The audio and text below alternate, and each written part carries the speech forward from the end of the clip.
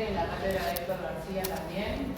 Compartimos diferentes comisiones, una de ellas es esta de Derecho Colectivo. Yo soy asesora sindical, le digo que me digo para que ustedes cuando yo voy hablando, por ahí uno tiene más tendencia a hablar de una forma o de otra, dependiendo también de la actividad que haga, ¿no? Yo soy asesora sindical, soy asesora de un gremio de estatales, si lo conocen a ATE, y también soy asesora de la Central de Trabajadores y Trabajadoras de la Argentina, la CTAT, porque también la escucharon hablar, más que nada en lo que es la Secretaría de Relaciones Internacionales, ¿sí? Porque está vinculado con la OIT, más que también ustedes ya tienen algunas nociones, entiendo que muchos de ustedes siguen la orientación, si no es que todos, ¿no? ¿O no? Yo. ¿No? Bueno.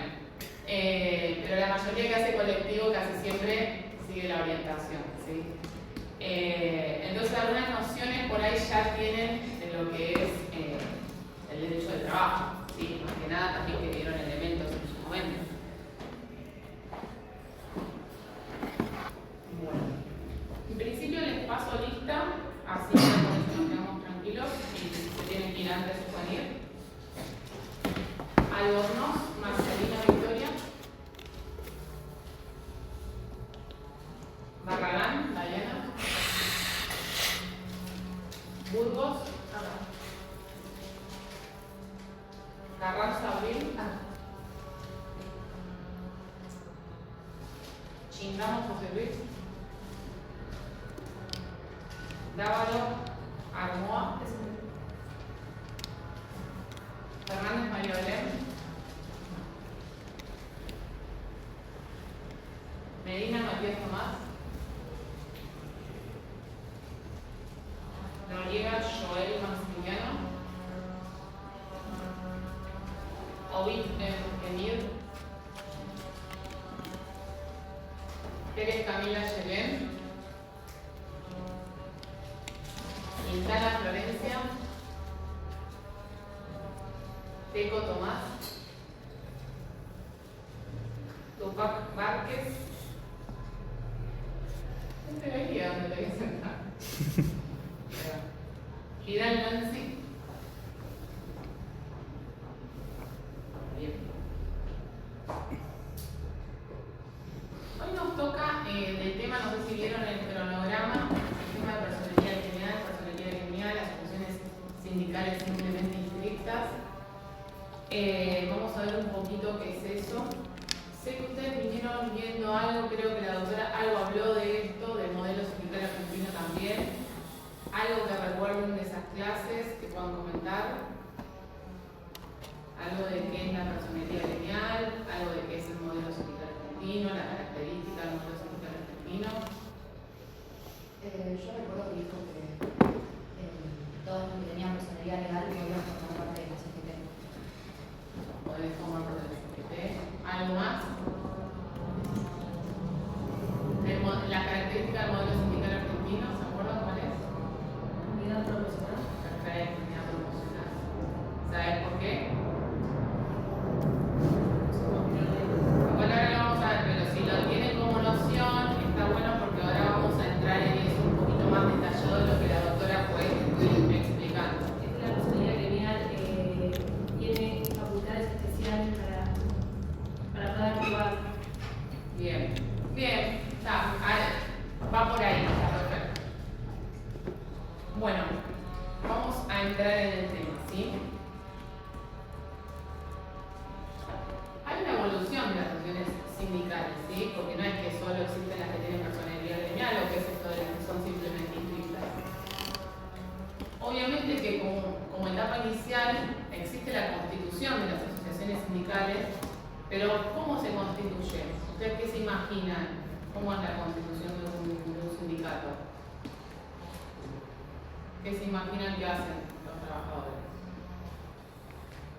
Los trabajadores que se agrupan en la misma actividad. Exacto, están en la misma actividad, se agrupan, hacen una asamblea, se reúnen, se juntan y se constituyen como un grupo de trabajadores y trabajadoras que defienden una actividad, que defienden una cantidad o un determinado ámbito personal, ¿sí? Diferentes trabajadores y trabajadoras. Entonces vamos a tener una primera etapa de asociaciones no inscriptas, de este grupo que se conformó pero no está inscrito, no está formalizado, pero funciona de hecho, ¿no? Empieza a funcionar de hecho. Después, una segunda etapa, vamos a tener la simple inscripción gremial, en donde estos trabajadores, ¿qué van a hacer? Van a ir a registrarse, porque ya van a sentir la necesidad de registrarse para poder tener derecho, para poder actuar, para poder presentarse frente a, porque si somos un grupo de trabajadores y no tenemos un elemento constitutivo o algo que nos dé formalidad, no nos van a atender. Por ahí no nos atienden, vamos a encontrar, bueno, o sea, anda el sindicato que corresponde para nos decir, ya nosotros queremos constituirnos como eso, ¿sí? La inscripción gremial va a ser ante una autoridad de aplicación en el Ministerio de Trabajo, ahora vamos a hablar más puntual de eso, que le va a otorgar esta personalidad jurídica, esta formalidad, ¿sí? Va a tenerla simplemente inscripción, la simplemente inscripción. Y después, en una tercera etapa, vamos a estar frente a los sindicatos que se inscribieron, que son simplemente inscriptos, pero que quieren la personería gremial. Y ahora vamos a ver por qué quiere la personería gremial. ¿Sí? ¿Ustedes qué les parece? ¿Por qué van a querer esa personería gremial? Si ya están inscritos, ya tienen formalidad, ¿por qué van a querer tener una inscripción, una personería gremial? ¿Para qué? Para justamente poder negociar, tener tal vez una mayor representación.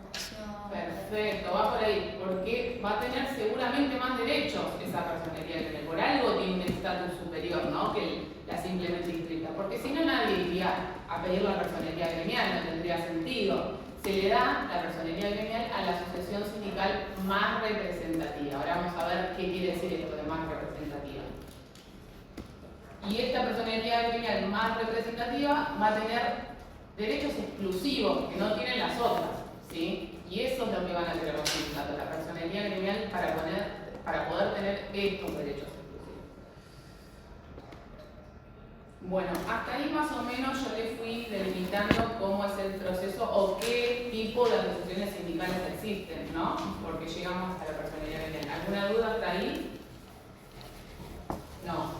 En lo que son las asociaciones no inscriptas, ¿sí? El derecho, dónde nace o quién permite que sea esta conformación de derechos, es el artículo 14 de la Constitución Nacional, no el 14, el 14, en donde dice que todos los habitantes de la nación gozan de los siguientes derechos, entre ellos dice asociarse libremente, ¿sí?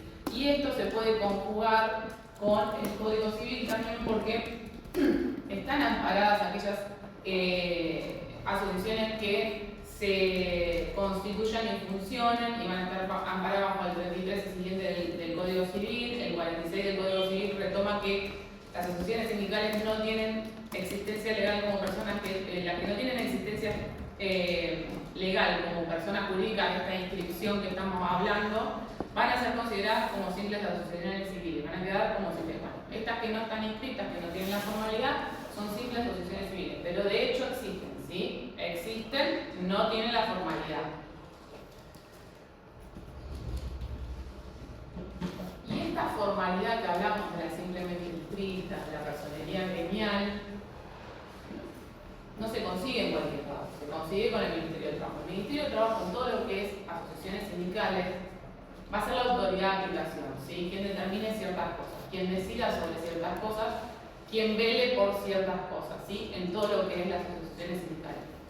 Obviamente hoy saben que el Ministerio fue degradado desde la asunción del nuevo gobierno a Secretaría de Trabajo, ¿sí? Pero si vemos los distintos artículos de la Ley de Asociaciones Sindicales, más allá que ha sufrido modificaciones, sigue manteniendo a la autoridad de aplicación como el Ministerio de Trabajo, ¿sí? Más allá de que hoy se entiende o entiende el gobierno actual que tiene que tener jerarquía de secretaría.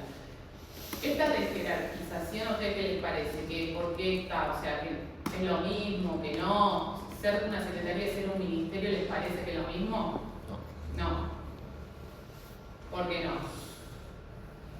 Se me da que se me ocurre las Esto facultades. es lo que a nosotros nos parece, No, que las facultades de toma de decisión o de medidas que puede tomar una secretaría son mucho más inferiores, obviamente, a lo que es un ministerio. Va a depender de otro superior, ahí como ahora en el Ministerio de Capital Humano. No solo eso, sino que se achican las políticas públicas que puede hacer un ministerio y que haga una secretaría, porque la secretaría va a estar dentro de la estructura de otro ministerio. Claro. ¿Sí? Entonces, la forma de actuar o de quién dependa, hay que ver si el secretario de Trabajo coordina bien con la ministra de Capital Humano como para que las políticas públicas que haga la secretaría tengan viabilidad, porque de última, si esas políticas están cuestionadas, van a ir a cuestionarlas la ministra de Capital Humano, y si hay confrontación entre ambos, hay algo que no va a funcionar, va a haber choque, va a trabarse. De hecho, muchas de los cuestionamientos entre los sindicatos en lo que es la Secretaría de Trabajo, a veces hay que esperar que resuelva el jerárquico, que es la ministra de Capital Humano, y queda todo parado ahí. A veces no tenemos resolución nunca, esperamos que salga. Bueno, no se resuelve todo hoy en la Secretaría de Trabajo porque tiene que resolverse siempre en el superior, ¿sí? Eso del derecho administrativo. Siempre el último que tiene la palabra, si hay un cuestionamiento, va a ser el ministro o ministra que esté. Entonces, al degradar a secretaría, achican políticas públicas y también traba muchas de las políticas públicas que se estuvieran ejecutando, ¿sí? Pero en lo que es asociaciones sindicales, la autoridad de aplicación va a ser el Ministerio de Trabajo, secretaría, en el momento que sea secretaría, y esperemos que alguna vez vuelva a ser ministerio. Y esto está en el artículo 56 de la Ley de Asociaciones Sindicales. ¿Se acuerdan el número? La 23551, eso tenganlo en cuenta porque es una ley que se usa en toda esta materia. La 23551 es su decreto reglamentario, el 467 del 88. Todos los temas que vamos a ver va a ser sobre algún artículo de que habla la ley, si más allá de otras normas de la Constitución Nacional, de la Convención de la OIT. Todo está regido, lo que tiene que ver con lo sindical, en la Ley de Asociaciones Sindicales. Así que va a ser muy importante que la tengan en cuenta.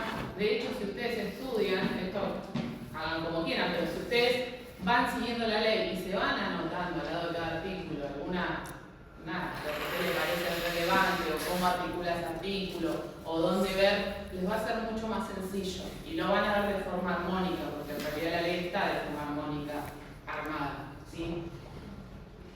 Ahí les puse como una definición que dice Cornaglia que más allá de que la autoridad de aplicación tiene límites el Ministerio de Trabajo, no le puede hacer lo que quiere con los sindicatos, ¿sí? Bueno, va a tener un límite.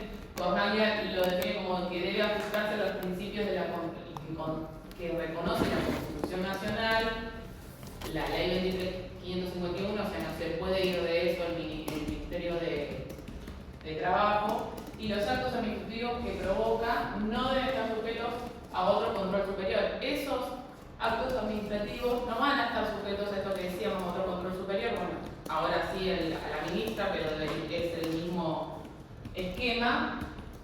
Pero sí van a poder ser revisados por la justicia. Estas decisiones van a ser o tienen que ser revisadas por la justicia en el momento que algún sindicato diga, bueno, acá qué está pasando con mi personalidad gremial o lo que fuera, ¿sí? En la autoridad de aplicación con revisión judicial en el caso de que haya alguna cuestión que sea revisable o que alguna de las partes entienda que tiene que ser revisable, ¿sí?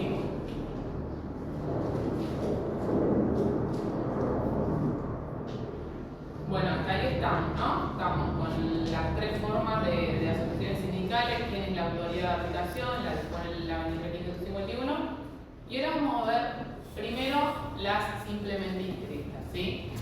Somos una asociación, nos juntamos, de hecho, nos permite la Constitución, bueno, ahora dijimos vamos a formalizar esto. Vamos a tener un poquito más de formalidad para poder actuar, porque el grupo de trabajadores así sin formalidad no puede actuar ante la empleadora o por ahí requerir cosas que quiere requerir porque no tiene esta personalidad jurídica que le da potestad para actuar. Los requisitos para la simple inscripción gremial van a estar en el artículo 21 de la Ley de Asociaciones Sindicales y también se reglamenta hay una parte que se reglamenta en el artículo 19 del decreto reglamentario, el 467 del 88. ¿Cuáles son los requisitos que requiere la norma? Ustedes cuando busquen el artículo van a ver que están enumerados, ¿sí? Están uno abajo A, B, C, están enumerados. Los datos esenciales, el nombre, el domicilio, el patrimonio, el antecedente de la fundación, ese acto fundacional que hacemos, ¿sí?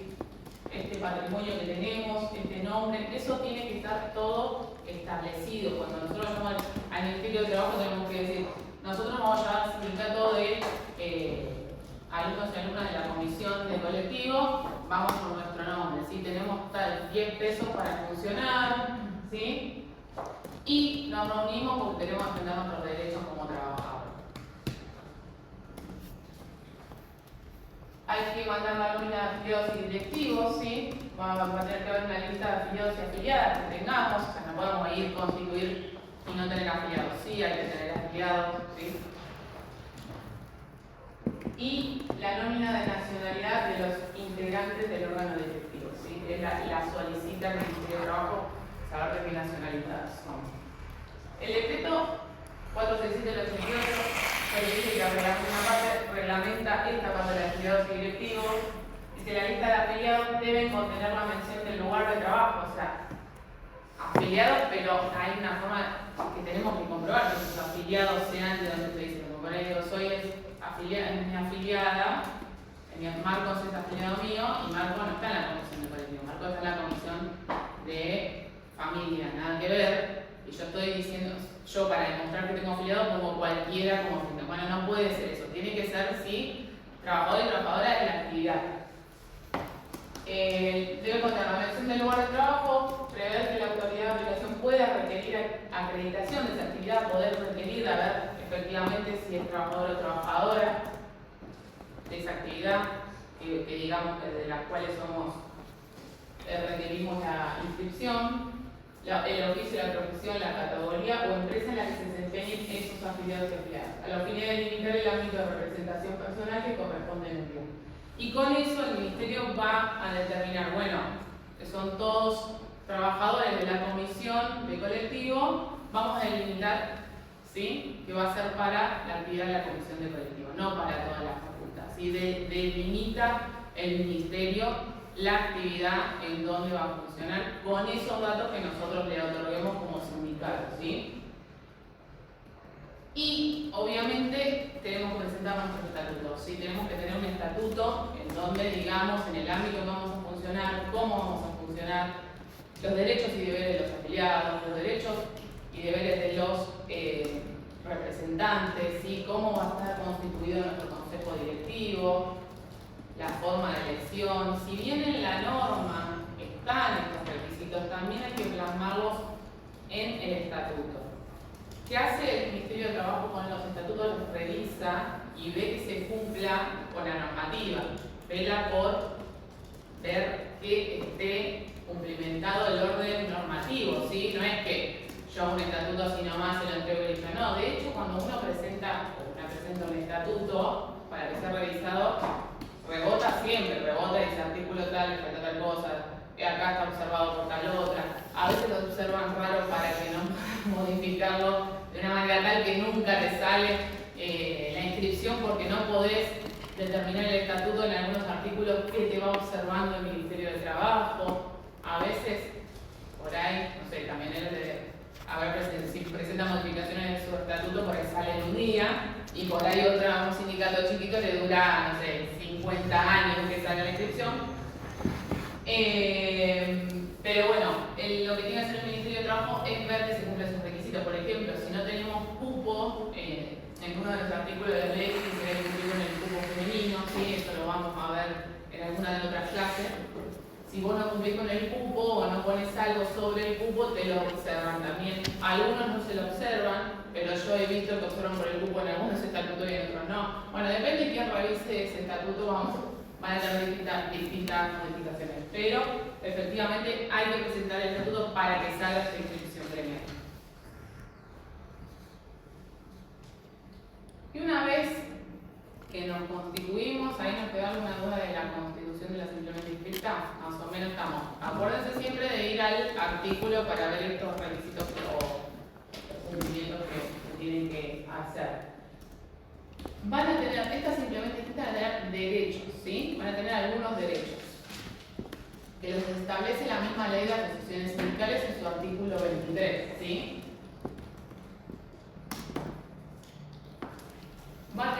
representación, ¿sí? Peticionar y representar a solicitud de parte los intereses individuales de sus afiliados. Importantísimo, puede representar a sus afiliados y afiliadas, lo dice la propia ley, ¿sí? Individualmente, el sindicato simplemente inscripto tiene derecho a representar a sus afiliados y afiliadas. Viene Marcos, digo Marcos porque lo conozco, viene Marcos y me dice, me pasó esto, yo puedo como delegada que soy de Marcos, puedo ir a representarlo en sus intereses individuales. Ahora, también puedo representar los intereses colectivos de todos ustedes con la simple inscripción. ¿Qué dice representar intereses colectivos en su ámbito personal y territorial? Ámbito que define el Ministerio de Trabajo, sí, ese ámbito personal y territorial. Que esto hago paréntesis, no muchas veces el ámbito personal y territorial que define el Ministerio de Trabajo es el que nosotros definimos en nuestros estatutos. Por ahí nosotros queremos ser de todas las comisiones de derecho colectivo, ¿sí? De los trabajadores de todas las comisiones de derecho colectivo, y a nosotros dicen, no, ustedes son, su ámbito va a ser el derecho colectivo del doctor García, nada más, ¿sí? Pero bueno, en ese ámbito personal y territorial que no es el Ministerio de Trabajo, vamos a tener la representación de intereses colectivos. Esto específicamente sufrió una modificación, o sea, ahora está así, sufrió una modificación con la ley de modernización laboral. Habrán escuchado hablar de la ley de modernización laboral, habrán visto algo sobre estas modificaciones, algunas de ellas seguramente. Bueno, ahí decía si no hay un sindicato con personería gremial en ese ámbito. O sea, lo que decía es, bueno, puede representar intereses colectivos, pero siempre que no haya uno con personería gremial. Acá lo amplió, si se quiere, ¿sí? Lo cual es un problema para los que tienen personalidad gremial. Para los que son simplemente inscritos está buenísimo, ya no tenemos problema con la que tiene personalidad gremial, pero los que tienen personalidad gremial no les gustó eso. No les gustó que vengan las simplemente inscritas a decir, bueno, yo también represento a este colectivo de trabajadores y trabajadoras, ¿sí? Aunque la representación igual por jurisprudencia de la Corte, la representación de las simplemente inscritas, está dada, ¿sí? Estos artículos que eran para personería jurídica, personería gremial nada más, se fue flexibilizando en algunos derechos, ¿sí? Pero bueno, la norma decía otra cosa. Acá, ahora, se lo reconocen las simplemente inscritas. Después, promoción en cuanto a la formación de sociedades cooperativas, de mutuales, las simplemente inscritas pueden promocionar ese tipo de organizaciones. El perfeccionamiento de la legislación laboral, bueno, pueden también promocionar que se perfeccione la legislación laboral y la seguridad social. Hay que ver también, ¿no?, qué correlación de fuerza hay en el momento de que se quiere perfeccionar algún tipo de instituto de derecho de trabajo, qué tipo de sindicato es. Puede ser simplemente inscrito y puede ser grande. Por ejemplo, la Central de Trabajadores y Trabajadoras Argentinas, que yo asesor, bueno, simplemente inscrita, no tiene personalidad gremial. La que tiene personalidad gremial es la CGT, ¿sí? Las otras centrales, CTA Autónoma y CTA de los Trabajadores, no tiene personalidad gremial, porque una sola, la más representativa, tiene personalidad gremial, ¿sí? Pero nadie va a decir que la CTA no puede pedir el perfeccionamiento de la norma laboral, por ejemplo. Y también la promoción de la educación en general y la formación, digamos, profesional de los trabajadores y trabajadoras.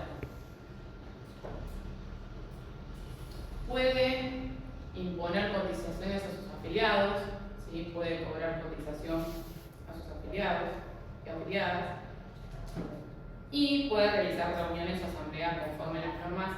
Acá también sufrió una modificación dentro de las asambleas. El 23 antes decía que las simplemente inscritas podían realizar asambleas, con personería gremial también, sin autorización previa, decía, ¿sí? La modificación lo que hizo es, pueden realizar reuniones o asambleas conforme a las normas que reglamenten su ejercicio. ¿Por qué? Porque lo vamos a ver en otra de las clases. Las asambleas, antes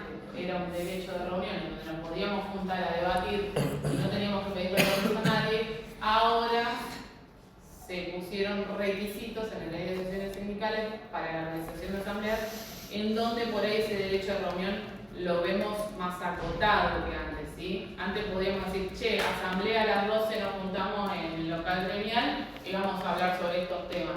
Bueno, ahora no es tan así en la realidad de los hechos ni la norma, y ese artículo sufrió modificación también.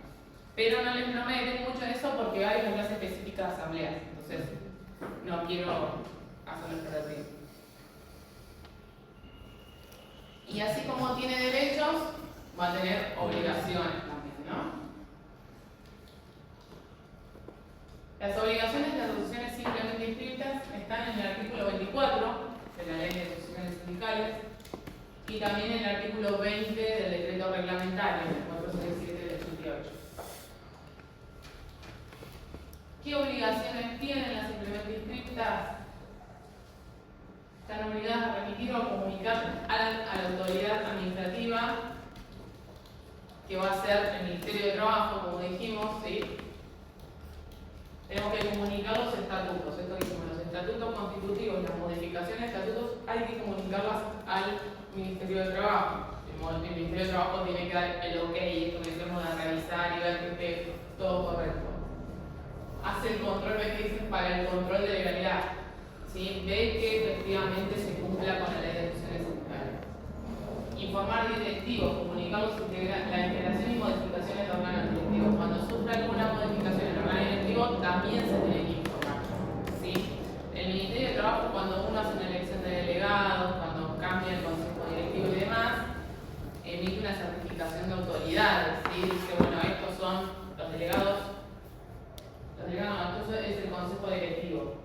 Bueno, si hay una modificación, hay que avisar al Ministerio de Trabajo para que certifique esa autoridad también, ¿sí? Presentación de documentación anual. Acá está un plazo de 120 días que tiene que ver con la memoria y balance del sindicato. Si hay que rendir cuentas, no es que con el patrimonio hacemos cualquier cosa, como cualquier sociedad, tiene que presentar sus balances, sus memorias, ¿sí? Y las tiene que presentar ante el Ministerio de Trabajo. Estas suceden anualmente, ¿sí? Tienen como un plazo de 120 días que se les da cuando termina el ejercicio y hay que hacer una asamblea de afiliados para aprobar esa memoria de balance, porque no es que el sindicato presenta lo que quiere, o sea, sus afiliados y afiliadas tienen que aprobar esa memoria de balance para que después sea presentada en el Ministerio de Trabajo. Las convocatorias de elecciones del Consejo Directivo tienen que ser comunicadas, o sea, está obligado la asociación sindical simplemente inscrita a comunicar la convocatoria, ¿sí? Y que los plazos, seguir los plazos que se fijen en el estatuto, que tienen que ser conforme a lo que dice la ley, cómo se vaya a desarrollar esa elección, cuándo se comunica, cuándo se pone el conocimiento de los afiliados, todo eso tiene que estar determinado por ciertos plazos que tienen que estar determinados también en el estatuto y siguiendo lo que dice la ley, ¿sí? Y los libros de contabilidad y registro de afiliados hay que mandarlos rubricados para que también haga este control de legalidad el Ministerio de Trabajo. El 467 del 88, que yo les dije también tiene una reglamentación sobre las obligaciones de las simplemente inscritas. Lo que hace es como ampliar esto que veníamos diciendo. La modificación de la integración de sus órganos directivos tiene que comunicarla dentro de los 5 días de producida y dar como un plazo. Y la celebración de elecciones para la renovación de sus órganos directivos con una anticipación no menor a 10 días. Ahí va poniendo los plazos en donde hay que comunicar, ¿sí? Y deberá remitir una copia autenticada de la memoria balance, que es lo que decíamos, que tienen que presentar las instituciones simplemente inscritas, informe del órgano de fiscalización y nómina de afiliados dentro de los 120 días cerrado el ejercicio y o acá le da otro plazo más, dentro de los 5 días de concluida la asamblea o congreso que trate la memoria balance. Esta asamblea que yo decía que aprobamos, bueno, ahí le da el plazo donde tiene que presentarlo, ¿sí? En la realidad de los hechos, si vos lo presentas, te tenés que presentar en plazo, sí o sí, para no tener ningún problema como asociación sindical, porque si no vos, después el ministerio te traba algo, no tenés certificación de autoridades, no. Pero si lo presentás posterior a eso, puede ser que no tenga la certificación o que te traiga algún trámite, pero no es que desaparece la asociación sindical, ¿no? Bueno, ahí vas a estar discutiendo por ahí un poco sobre eso, pero no es que eso es causal de extinción de la asociación sindical, ¿sí? Pero si ustedes asesoran sindicatos, siempre sigan los plazos para no tener ningún problema con el ministerio que esté, porque también el ministerio que esté siempre tiene un color de turno, ¿no? Un gobierno de turno. O es más pro sindicato, o es más pro empresa, o quiere sacar certificaciones o no. Hay gobiernos que no han sacado certificaciones por años, ¿sí? Por ahí después funcionan de hecho los sindicatos. Esto que decíamos, bueno, los no formales sí, son no formales porque no le da la formalidad nunca. Pero bueno, como para que ustedes sepan, va a depender que tienen que seguir eso bien a rajatabla para no tener problemática en la gestión sindical. Y después están los requisitos para la personería gremial, ¿no? Porque yo te decía, bueno, en el primer paso nosotros nos juntamos, vamos a formalizar esta constitución de sindicato, nos inscribimos, ¿no? En la inscripción gremial, bueno, nos sale esta inscripción, pero ahora queremos tener personería gremial, porque entendemos que vamos a poder, porque somos los más representativos y entendemos que vamos a tener más derechos, no nos vamos a quedar con la simple inscripción.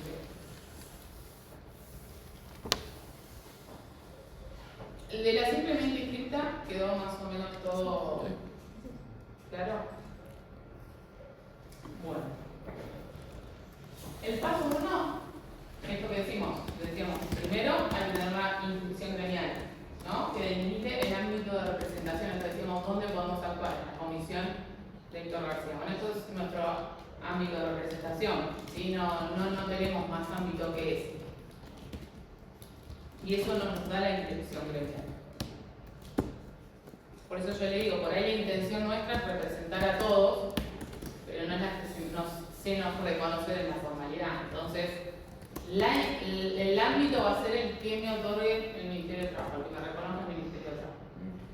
Sucede muchas veces que por ahí van sindicatos, tienen inscripción gremial, por ejemplo, los choferes de colectivos de toda la República Argentina, y le dicen, no, pará, no, toda la República Argentina no, ¿pero dónde eso? ¿De la línea 60? Bueno, sos el sindicato de la línea 60, no de todos los choferes de transporte público de la Argentina, ¿sí? Como segundo paso hay que acreditar la antigüedad y la afiliación, acreditar actuación no menor a 6 meses, o sea que venimos funcionando, ¿no? Y afiliar en promedio más del 20% de los trabajadores cotizantes, ¿sí? En promedio, porque después para la personería gremial, esto es cuando no hay otra sindicato con personería gremial. Después si hay otro sindicato con personería gremial, vamos a ver que el porcentual de afiliación que tenemos que tener va a tener que superar al del otro. No, por ahí el otro tiene el 50. No, yo con el 20 no me va a alcanzar para pedir la personería gremial. Ahora igual vamos a ver cómo es eso de disputar la personería gremial. Si no hay superposición, como decía, no hay otro sindicato, se dicta la resolución favorable en 90 días. Supuestamente que todo funcione como tiene que funcionar, ¿no? El Ministerio de Trabajo es quien otorga la personería gremial. Entonces, si no hay ningún problema, el ámbito está todo bien, me entregan la personería gremial, ¿sí? Pero si hay superposición, se coteja la afiliación. Ahí vamos con el cotejo de afiliación. La peticionante debe superar en un 10% la preexistente para reemplazarla, ¿sí? ¿Cómo es esto? ¿Alguien sabe lo que es el cotejo de representación o algo así? No. Bueno. Como les dije, el sindicato con personería gremial, ¿cuál es la característica? Es el más representativo de la actividad, ¿sí? O de la empresa, o de que fuera que esté funcionando. Vamos a decirlo de la actividad, ¿sí? El más representativo de la actividad. El más representativo, ¿por qué? Porque tiene mayor afiliado, por eso es más representativo. No por otra cosa, no porque tiene la mayoría de los afiliados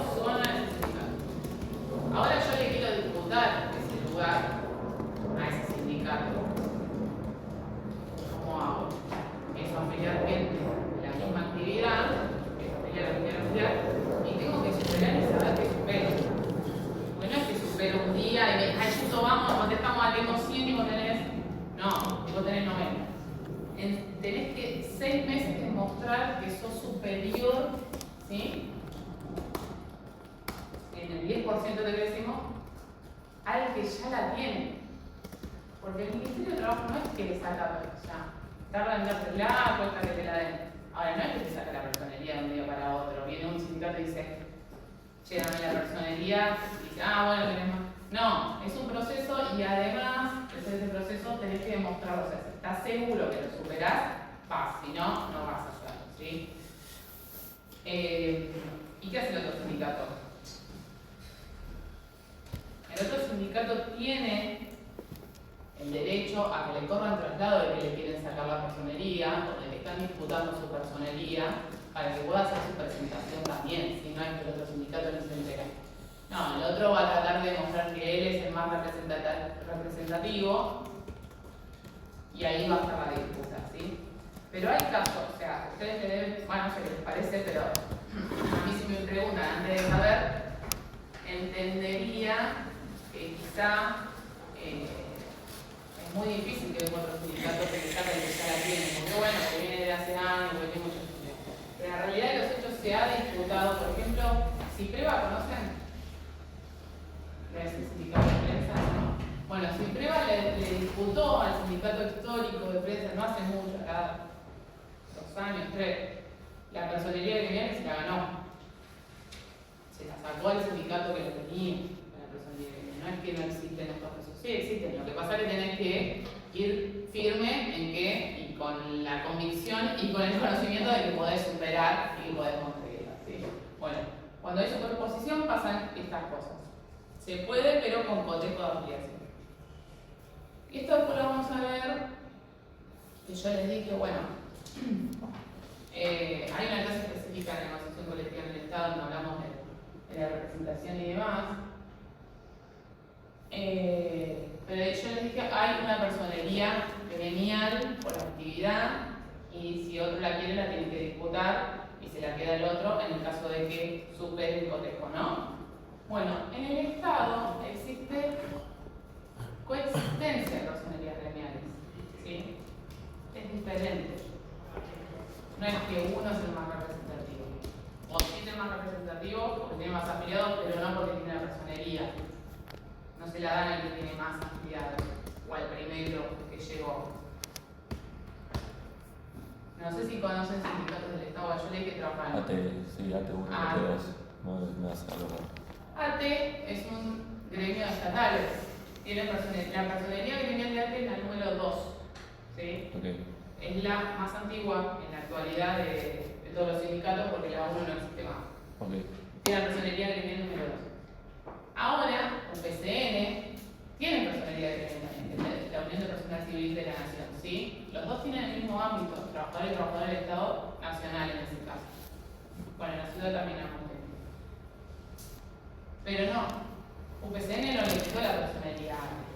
Sí, salieron resoluciones ministeriales en donde permitieron la coexistencia de personerías gremiales y ambas tienen personería gremial y otro gremio también no importa, acá estamos hablando de esto para dar un ejemplo.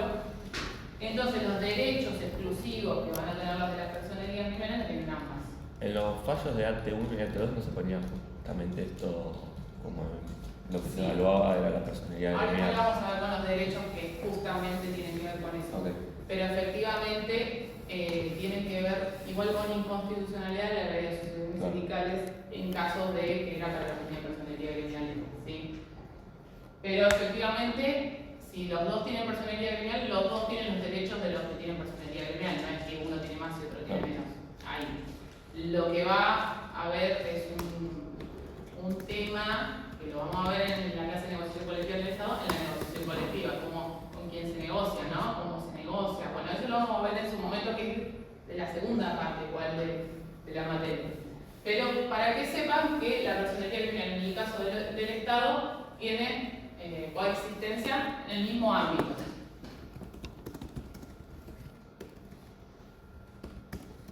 Bueno, aquí, como les dije, ¿para qué tenemos la personería gremial? Porque tiene derechos exclusivos. exclusivos, aquellos sindicatos que tengan personalidad gremial. El 31 los enumera, pero hay otros artículos que también. Yo ahora se los voy a decir, pero voy a pasar. ¿Qué hora es? ¿El tiempo? Y 49. Estamos bien, es y media, ¿no? Sí. Yo ahora se los voy a decir, se los voy a enumerar como está en el artículo, pero después lo vamos a ver un poquito más de entendimiento a cada derecho o el que me interesa que sepan más que nada, ¿sí? Bueno, el artículo 31 enumera los derechos exclusivos de las funciones sindicales con personería gremial, va a decir que tiene representación plena, defiende los intereses individuales, colectivos, ante el Estado y empleadores, el representante, ¿no? El sindicato con personalidad gremial. Participación y intervenir en instituciones de planificación y control, puede intervenir, puede representar, puede participar. Negociación colectiva es quien va a negociar con sus trabajadores y trabajadoras, así que tiene personalidad gremial. Colaboración estatal, también es aquel que colabora con el Estado en problemas de los trabajadores. Bueno, esto hay que ver el caso puntual también. Patrimonio y obras sociales, constituye patrimonio de afectación y administra sus obras sociales, los que tienen personalidad.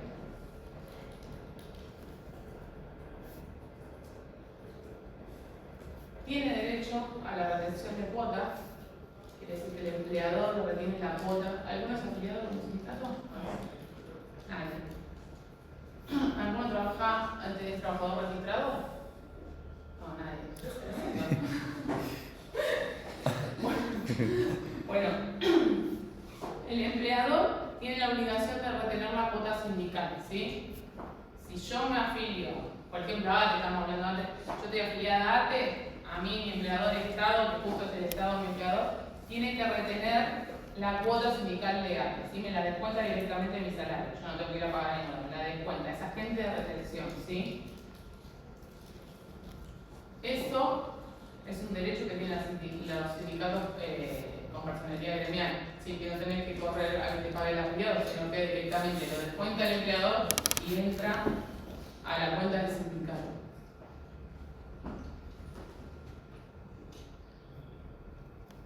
Y otro también de los derechos que tienen las exenciones tributarias por personalidad gremial, ¿sí? No pagan algunos gravames, algunos impuestos.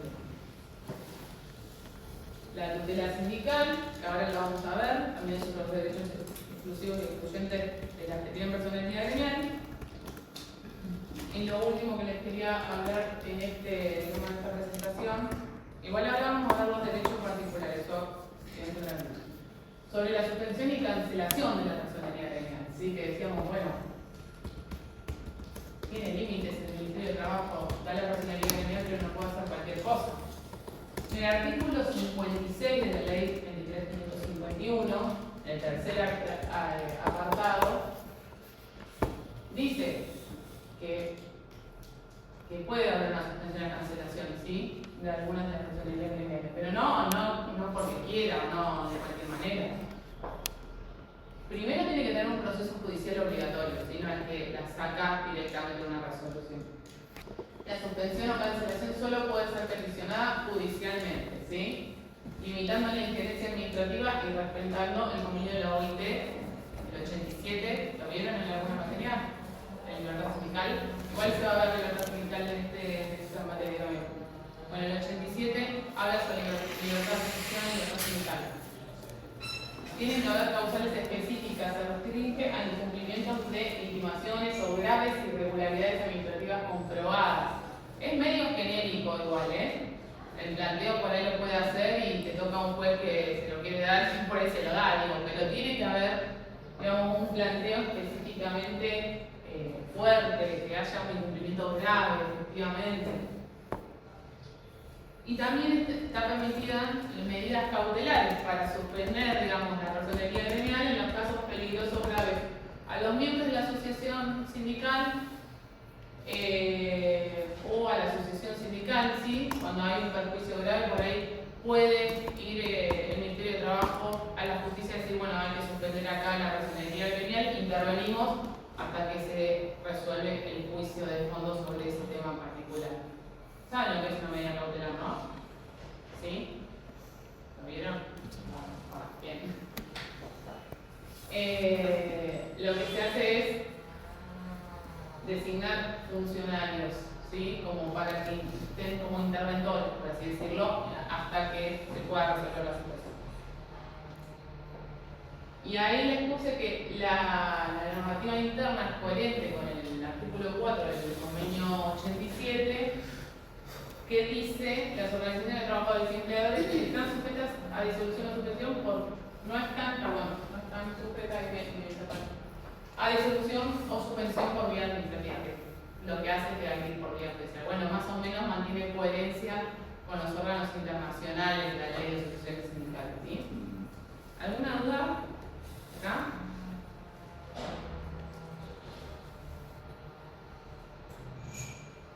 Más o menos estamos.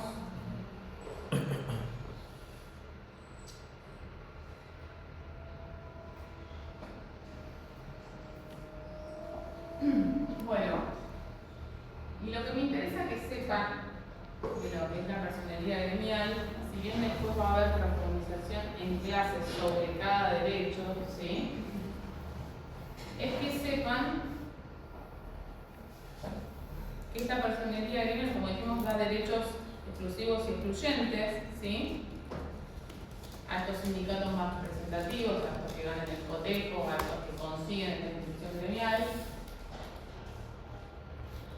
que van a hacer, más allá de lo que dijimos, la retención de cuotas, o abonando lo que dijimos, la retención de cuotas, el derecho a huelga, la tutela sindical o representación, ¿sí? Y la negociación colectiva. Estos derechos que les digo fueron flexibilizados por la Corte Suprema de Justicia, no quedaron solo, o vamos a ver, para las que tienen personalidad gremial, ¿sí? Si bien estaban establecidos para los que tienen personalidad gremial y eran atribuidos solo a ellas, después con los fallos se fue planteando inconstitucionalidades diciendo para yo soy simplemente inscrita, esto también. Y ahora vamos a ver qué dice la Corte, ¿sí? Lo de los sindicatos más representativos ya lo vimos. No sé si les dije estos dos artículos, 25 y 28 de la ley 23.551, en donde se habla del cotejo y demás, ¿sí? Esta forma que les contaba del cotejo para conseguir la personalidad. Vamos con la retención de cuotas sindical, ¿sí? Como derecho exclusivo de las que tienen personalidad gremial. Acá en el 38, artículo 38 de la ley de asociaciones sindicales, siempre los artículos son de la ley de asociaciones sindicales, algo que diga decreto. Los empleadores estarán obligados a actuar como agente de retención de importes que, en concepto de cuotas de afiliación u otros aportes, deban tributar los trabajadores a las asociaciones sindicales con personalidad gremial, ¿sí? La retención de cuota, el derecho a retención de cuota, esto que yo les decía, de que el empleador retenga directamente al salario del trabajador, la ley lo que dice va a ser solo para aquellas asociaciones sindicales que tengan personalidad gremial. Ahora, si no simplemente inscrita quiere que le retenga la cuota, yo empleador no tengo nada que ver con eso. O sea, fíjate vos cómo conseguís la cuota de tus trabajadores y trabajadoras que te afiliaste, que vayan al sindicato, no sé. Pero yo no voy a funcionar como agente de retención, yo empleador. Eso es lo que permite la ley, ¿sí? ¿Qué pasó con este artículo? Bueno, en el fallo APSA con la autopista del Sol se planteó esto: soy una simplemente inscrita y quiero que la empleadora me retenga la cuota, porque la verdad que está en desventaja aquel sindicato simplemente inscrito en el tema de retención de cuota, porque no es lo mismo que tenga que ir al sindicato, el trabajador a pagar o lo haga por transferencia, qué sé yo.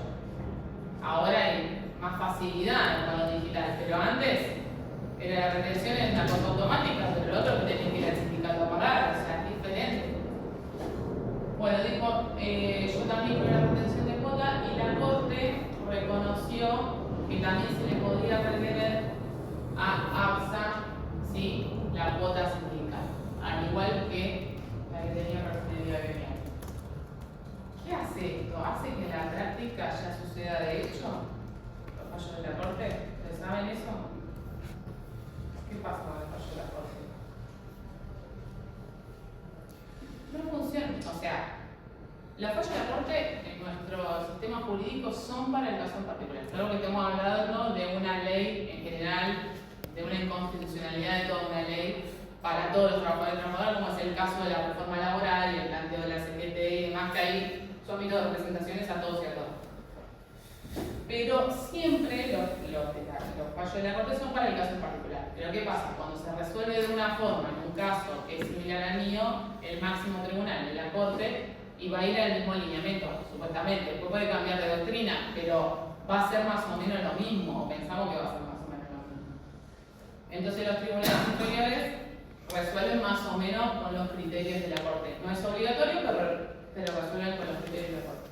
Igual ahora, en la reforma laboral, se introdujo que tienen que, no dice obligatorio los fallos de la Corte, pero dejó un artículo diciendo que tienen que hacer caso a los fallos de la Corte, ¿sí? Los jueces de primera instancia.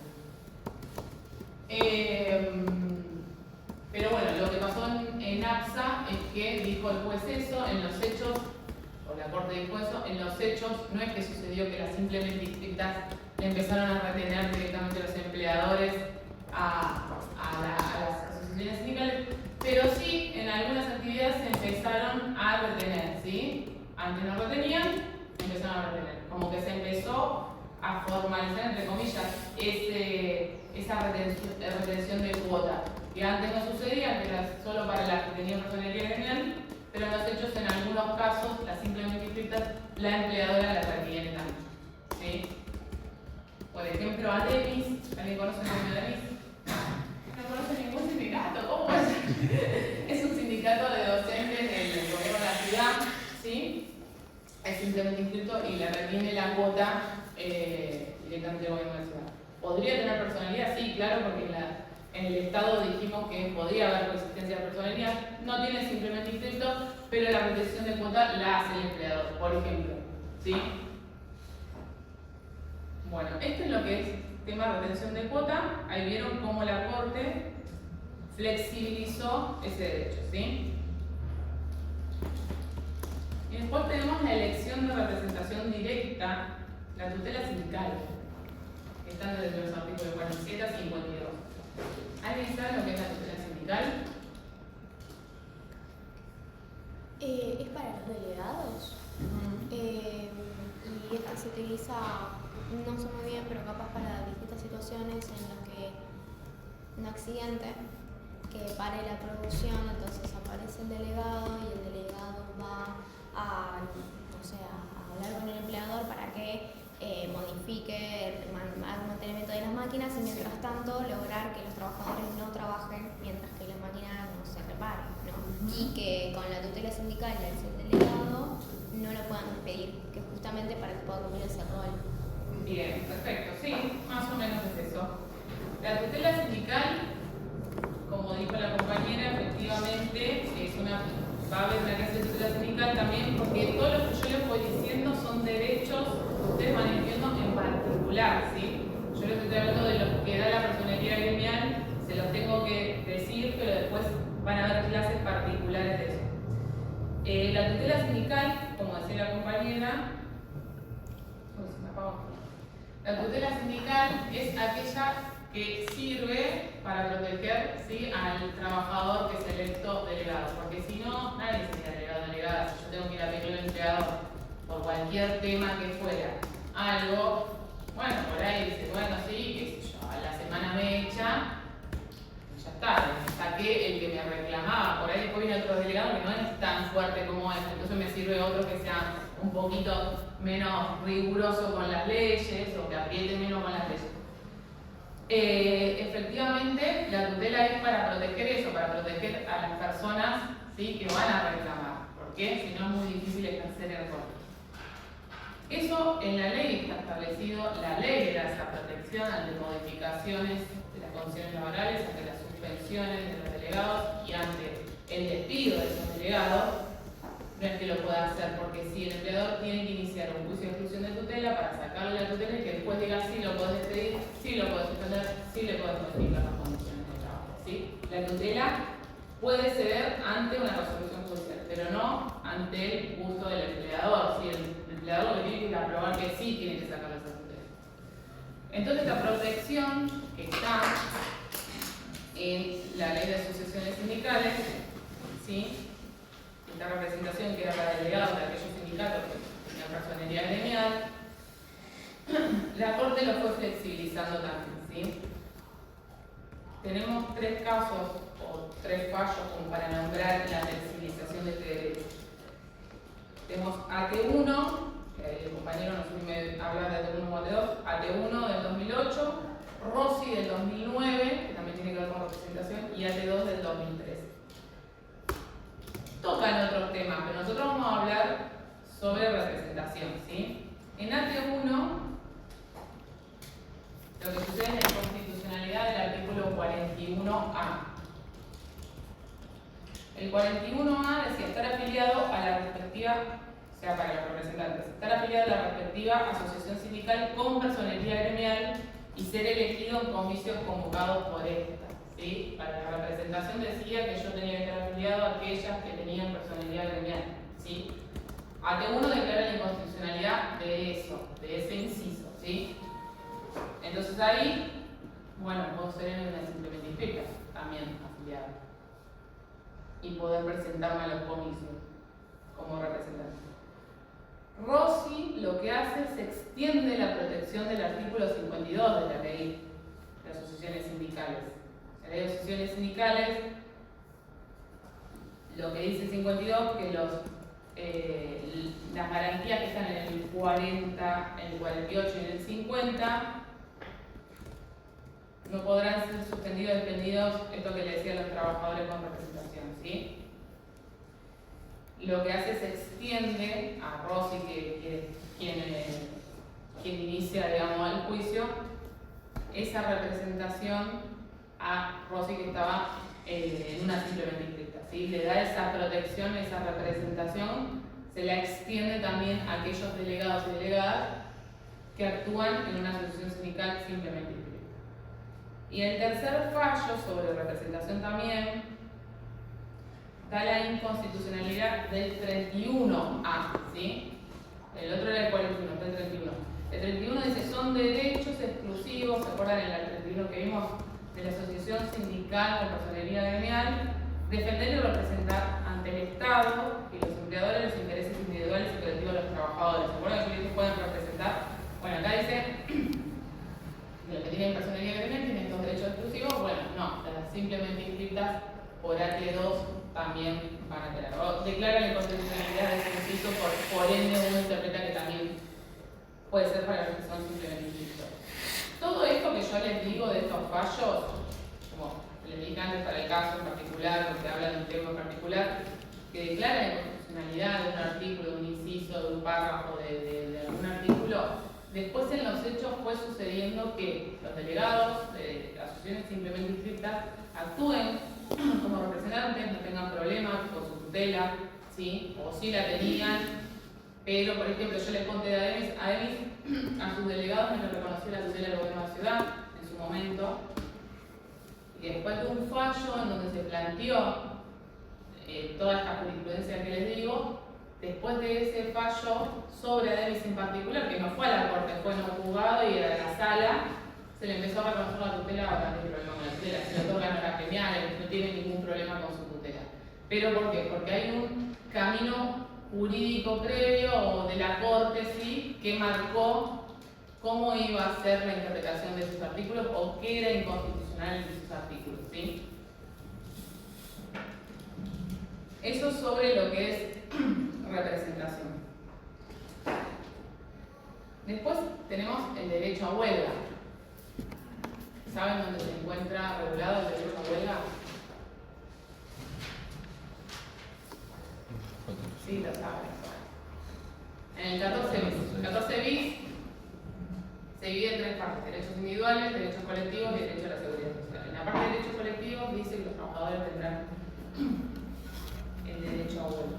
Pero no establece, dice, no dice lo que tiene personalidad gremial, no dice nada en la Constitución Nacional. Dice que tiene el derecho a huelga. Bueno, el derecho a huelga siempre fue reconocido a aquellas asociaciones sindicales con personalidad gremial. Sería actuación en el ámbito de las que tenían personalidad gremial, ¿no? aquellos sindicatos más representativos eran los que podían convocar. Pero resulta que hay un fallo orellano, ¿lo escucharon hablar? ¿En alguna materia? Sí. ¿Qué habla sobre la titularidad del derecho a huelga? Más allá del caso concreto de Orellano, que es del 2016, se mete a hablar sobre quién va a ser el titular del derecho a huelga. La Corte. Y, obviamente, la parte más pro-laboralista, que va a decir que el 14 no distingue personalidad y no personalidad, es para todos los trabajadores y trabajadoras. Si vos te adherís a una huelga, vos convocás a huelga a un grupo de trabajadores, ponés como este grupo que decíamos que no tenía formalidad en un principio, puede convocar. Bueno, la Corte lo que hace es, bueno, ante este problema que nunca se resuelve, que se le reconoce al que tiene personalidad y al que no, lo que delimitó es que aquellas asociaciones sindicales simplemente inscritas pueden también convocar a huelga, ¿sí? Las que tienen personalidad gremial, por supuesto, y las que son simplemente inscritas también. Ahí flexibiliza o le da un límite o determina quiénes van a ser los titulares del derecho a huelga, ¿sí? No cualquiera, o sea, nosotros no podemos ir a pedir huelga. Ahora, si va a una asociación simplemente inscrita, puede convocar a huelga, ¿sí?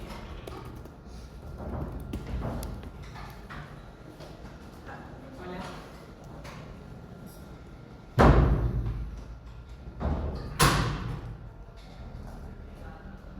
Y después nos queda el último derecho, que me interesa que sepan, el de negociación colectiva, ¿sí?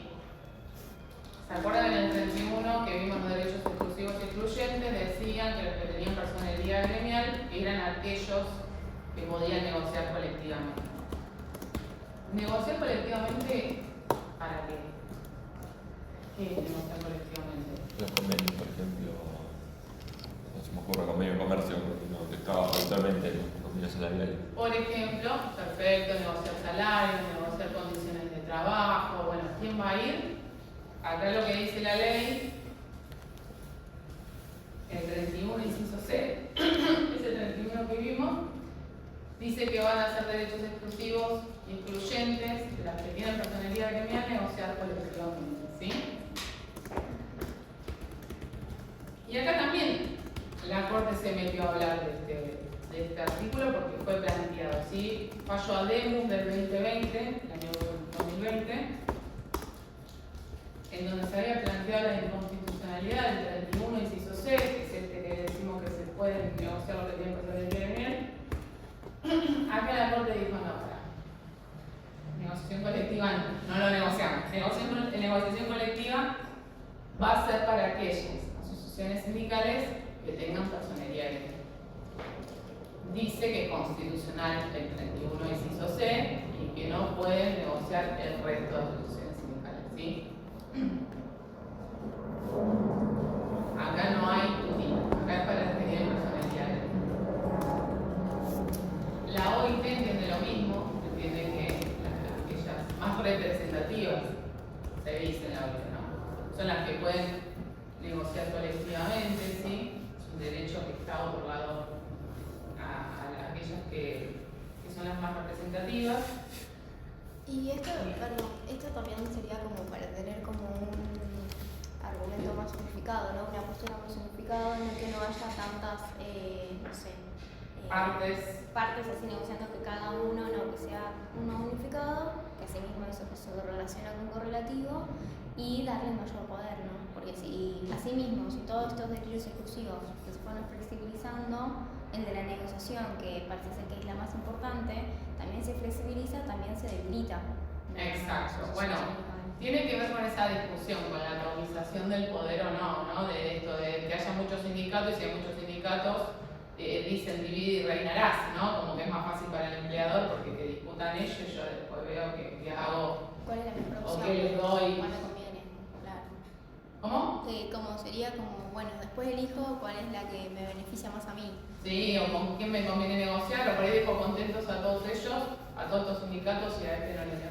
Bueno, puede ser esa una postura. Igual el modelo sindical argentino unidad homicidio promocionada no es lo que sucede en todo el mundo, es como un caso más, no es lo normal, por así decirlo entre comillas, ¿no? Pero nosotros tenemos esa forma, digamos, de representación sindical y se le confiere derechos a aquellos que tienen personalidad criminal. Sí se entiende que la negociación colectiva es más representativo que tiene que negociar para poder negociar con más poder, con más correlación de fuerza, que haya 1000 sindicatos negociando, ¿sí? Porque discutimos entre los sindicatos, pero no nos ponemos de acuerdo para poder ir a mediar con la empleadora. Igualmente, yo les cuento que, por ejemplo, en la Ciudad Autónoma de Buenos Aires, en educación, van a negociar sindicatos con y sin personalidad criminal. Es una mesa, no sé si alguna vez vieron una foto de una mesa de negociación colectiva de educación, 18 gremios sentados, y todos hablan y todos tienen voz. Pasa que después en la negociación colectiva en el Estado vamos a ver cómo es que se decide. ¿Sí? Pues si todos decimos algo diferente, ¿quién tiene la razón, no? Bueno, tiene una forma, digamos, de cotejar también ahí lo que es la negociación colectiva. Pero en este caso, por ejemplo, hablan todas las partes y no hay ningún problema en la resolución después de lo que suceda. ¿Sí? Porque hay un sistema en la negociación colectiva en la que pueden tener todo voz y voto, pero después el voto tiene que ver con la representación también, ¿sí? Pero bueno, en el caso de la negociación colectiva, lo que dijo la Corte es para los que tienen personalidad. Así que ese va a ser un derecho exclusivo y excluyente de aquellas asociaciones sindicales con personalidad. Y después, bueno, esto ya se los expliqué, que la excepción es la pluralidad sindical en el Estado, ¿sí? Bueno, eso está dado a través, esta coexistencia de personalidad criminal está dado a través de distintos momentos o resoluciones que hubo del Ministerio de Trabajo. La primera fue, se las nombro porque después hablan de específica. La resolución 51 del 87, en donde decía que se podían coexistir. Esto poder coexistir da la posibilidad de negociación colectiva a todas estas asociaciones sindicales, no importa la representación. La del Ministerio de Trabajo, la 255 del 2003, esa es la más importante, donde se determina que efectivamente hay pluralidad sindical en el Estado, y después lo retoma la ley 24.185, ¿sí? De negociación colectiva. Y bueno, hasta ahí más o menos cómo estamos con el tema. Bien, ¿alguna dificultad con algo de lo que estuvimos mencionando? Si bien se va a ir ampliando cada derecho a través de las clases, es importante que entiendan el sistema, cómo funciona. ¿Sí? ¿Estamos bien, Marcos? ¿Sí? Bueno, si no tienen ninguna pregunta, gracias por retirarse con mucha información. ¿Alguien quedó sin datos presentes?